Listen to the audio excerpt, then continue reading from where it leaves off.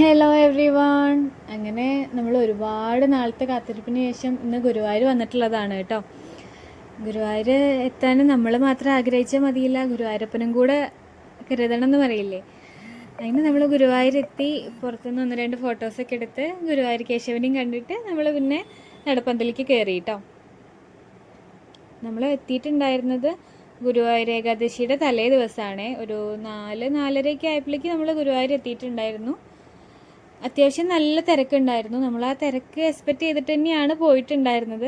അത്യാവശ്യം നല്ല തിരക്കുണ്ടായിരുന്നു. നമ്മൾ ഗുരുവായൂർ എത്തി കുറച്ച് നേരം ഒന്ന് നടന്നതിന് ശേഷം പിന്നെ നമ്മൾ ക്യൂവിലേക്ക് നിൽക്കുകയാണ് ചെയ്തിട്ടുണ്ടായിരുന്നത്. നമ്മൾ എത്തിയപ്പോൾ ക്യൂ ഈസ്റ്റ് നടയുടെ പകുതിയൊക്കെ ആയിട്ടുണ്ടായിരുന്നേ. നമ്മൾ ഒരു 5 മണിക്ക് ക്യൂവിൽ കയറിയിട്ട് രാത്രി 10:15 ആയിട്ടുണ്ട് കേട്ടോ നമുക്ക് തൊഴാൻ പറ്റിയപ്പോൾ.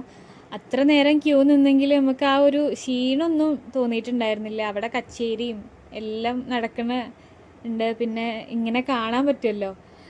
അങ്ങനെ ഒരുപാട് നാൾ കാത്തിരുന്ന് ഗുരുവായൂരപ്പനെ കണ്ട് തൊഴുത് ഇറങ്ങിയപ്പോൾ കിട്ടിയൊരു സന്തോഷം അത് വേറെ തന്നെയായിരുന്നു കേട്ടോ. അങ്ങനെ ഗുരുവായൂരപ്പനെ കണ്ട് തൊഴുതിറങ്ങി നമ്മൾ പുറത്തുനിന്ന് 1-2 ഫോട്ടോസൊക്കെ എടുത്ത് അമ്പലം അത്ര ഭംഗിയിൽ അലങ്കരിച്ചിട്ടുണ്ടായിരുന്നേ.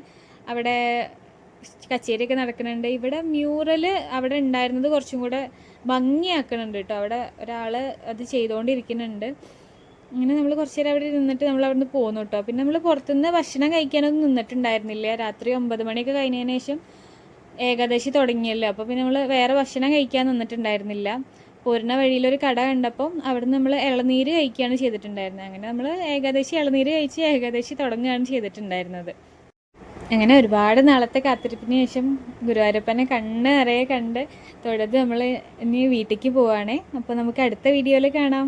അതുവരെ ബായ്.